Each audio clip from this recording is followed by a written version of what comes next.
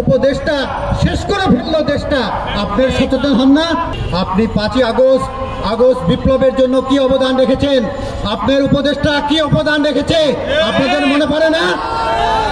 আপনার 30 লাখ বিনিয়োগকারী, তাদের পরিবার সদস্য যারা লাশ হয়ে পড়ে যাচ্ছে, আইসিইউতে আছে, তাদের সংসার ভেঙে যাচ্ছে, অনেকে ঋণগ্রস্ত হয়ে মুখ দেখাতে পারছে না, সামনে আসতে পারতেছে না। আমি একজন সরকারি কর্মকর্তা হয়ে রাস্তায় ঘুরছি আজ 6 মাস যাবৎ। আজ আমার সমস্ত শেয়ার ফোরসেল হয়েছে, আর বাংলাদেশের কত লক্ষ মানুষের ফোরসেল হয়েছে, কত যাদের ক্যাশ কোডে তারা নিঃস্ব হয়ে গেছে, সবার জন্য আমি আসছি। আমি আমার টাকা ফেরত চাই না। 33 লাখ বিনিয়োগকারী টাকা ফেরত দিতে হবে, আমার কোনো টাকা দিতে হবে না। আমি সেই সংগ্রাম করে যাব ইনশাআল্লাহ। আমি একটা কথা বলতে চাই যে রাশেদ মাকসুদকে যে আপনারা ক্ষমতায় বসালেন, উপদেষ্টা বানালেন সালেউদ্দিন আহমেদকে, ওনারা কি অবদান রেখেছেন? 18ই আগস্ট উনি ক্ষমতায় বসেছেন, তারপরে ইন্ডেক্স কোথায় গেছে? কত লক্ষ কোটি টাকা, 66,000 কোটি টাকা কোথায় গেল? রাশেদ মাকসুদ সালেহ আহমেদকে জবাব দিতে হবে। আমরা এর জবাব দেব ইনশাআল্লাহ, এর জবাব আমরা চাই, অবশ্যই এর জবাব দিতে হবে। ডক্টর ইউনূস সরকার, আপনি তো আমাদের দেশের গৌরব, আপনাকে তো আমরা খারাপ বলছি না, আপনি আমাদের অহংকার। আপনার যে উপদেষ্টাকে নিয়োগ করেছেন, উপদেশটা শেষ করে ফেললো দেশটা, আপনার সচেতন হন না? আপনি মনে লাগে না যে বিনিয়োগকারীরা যে হাউকাউ করে, রিক্সাওয়ালারা রাস্তা বন্ধ করলে আপনি সচেতন হন, ছাত্র আন্দোলন করলে, শ্রমিক ধর্মঘট করলে আপনি সচেতন হন, সবার সমস্যা হয় সমাধান হয়। 136টা আন্দোলন হয়েছে, সব আন্দোলন আপনি ফেস করেছেন, কিন্তু বিনিয়োগকারীদের কোনো কথা আপনার মুখে শুনি না আমি আজ পর্যন্ত।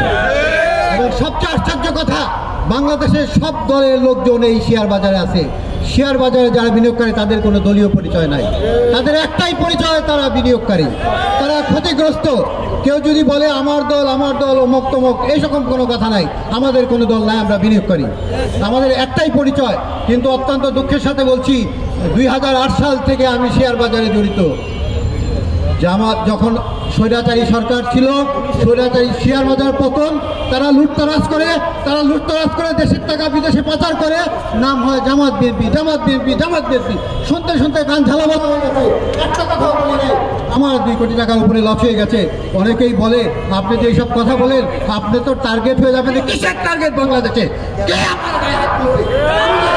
পিছনে 33 লাখ বিনিয়োগকারী আছে, আমার সততা আছে, আমার হালাল রুজি আছে, আমার জীবনের সব কিছু শেষ হয়ে গেছে রাস্তায়। রাশেদ মাকসুদ, আপনি কি করলেন? আপনি দায়িত্ব নেওয়ার পর ইন্ডেক্স কত নামলো? আপনি বলেছেন আপনি বিনিয়োগকারীদের সংখ্যা 50 লাখ করবেন। কতজন আছে আপনি জানেন? বিনিয়োগকারীরা জানে, যারা ছিল 15 লাখ, তারাও শেষে এখন 5-7 লাখ বিনিয়োগকারী আছে কিনা কে জানে। আপনি কি করলেন? ভালো আইপিও আনবেন, কোনো আইপিও এনেছেন এ পর্যন্ত?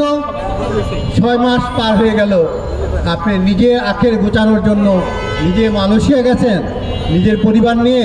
আপনি আসবেন কিনা জানি না, যদি আসেন আপনার ভাগ্যে নির্মম পরিহাস অপেক্ষা করতে। এই 30 লাখ বিনিয়োগকারী আপনাকে টেনে নামাবে আপনার চেয়ার থেকে। আমরা এয়ারপোর্টে আমরা আপনাকে অবরোধ করবো যদি প্রয়োজন হয়। আজকে অনেক বিনিয়োগকারী, এই যে SSC, security exchange commission, ICB, এরা দায়িত্ব হলো বিনিয়োগকারীদের সুরক্ষা দেওয়া। উনি কি করেছেন জানেন? লাস্ট লেটার আমাকে পাঠিয়েছে। আমি অভিযোগ করেছি সিকিউরিটি এক্সচেঞ্জ কমিশনে রাশেদ মাকসুদের কাছে, উনি আমার সাথে দেখা করেন না, বলেন যে চিঠি দিয়ে যান।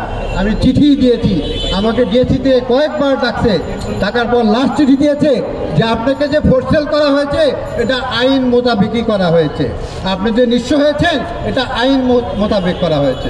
ইষ্টপেট কোথাকার, তুমি বিনিয়োগকারীদের জন্য কী করবে? ফোরসেল কেন হবে? কি কারণে হয়েছে? আমার একটা কোডের কথা বলছি, 25 লাখ টাকা আমি লাম গ্রান্টের টাকা পেয়েছি, সেই টাকা বিনিয়োগ করলাম। উনি 5 মাসে আমার টাকা 5,000 টাকা নিয়ে এসেছে। আমার ফোরসেলের সমস্ত রেকর্ড আছে আমার কাছে।